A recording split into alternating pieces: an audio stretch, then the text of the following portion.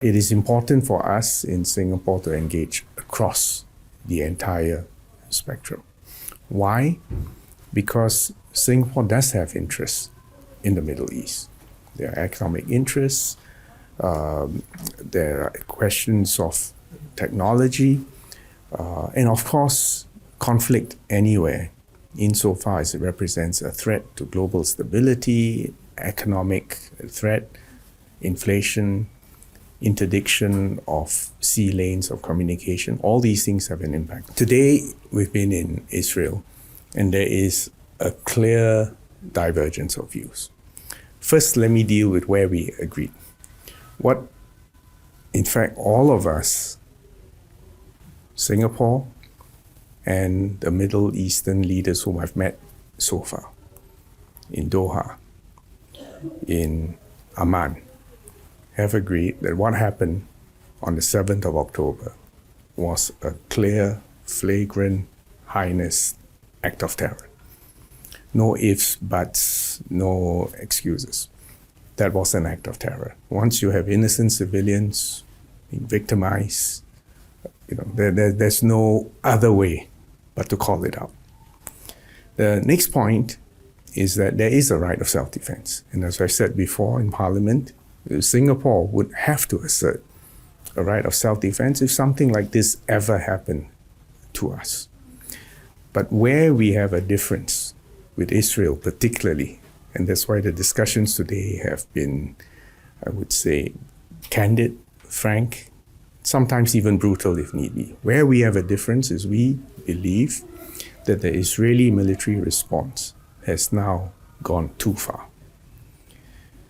And I've communicated that, both to the Prime Minister and to the Foreign Minister and to the other Israelis whom we have met.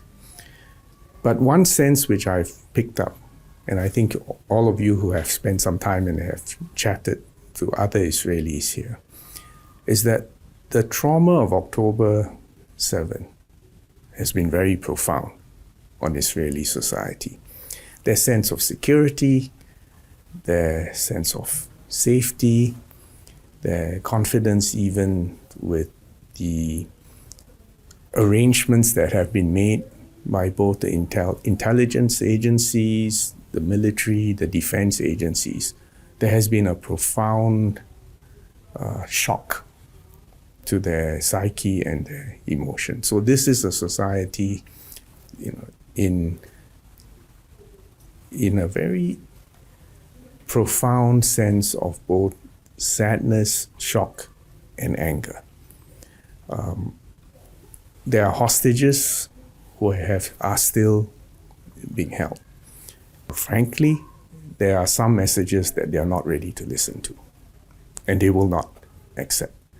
Nevertheless, because our relationship with Israel has been long enough, and I would say close enough, that I told the Prime Minister we have to be honest.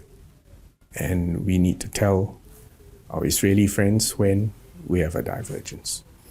And to be fair, they hear us out, but it will not change their plans.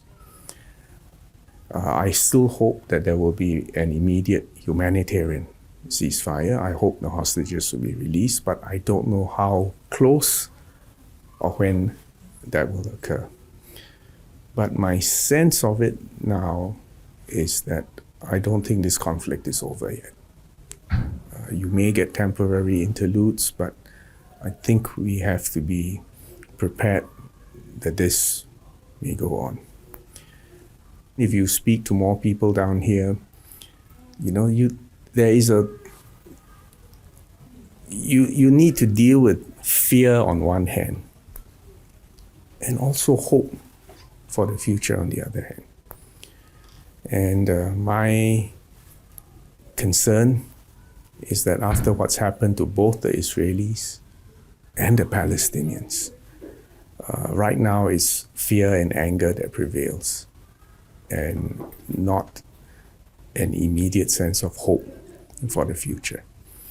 Nevertheless, for Singapore, I think what we need to understand is that the world is a messy, complex, difficult, and sometimes terrible place. and terrible things happen. We need to continue to engage all parties. We need to continue to be credible, constructive, helpful. I think our humanitarian assistance has been noted and welcomed by all parties, including the Israelis, and we will focus on doing more to help where we can. But don't have unrealistic expectations that peace will somehow quickly descend on this very troubled land.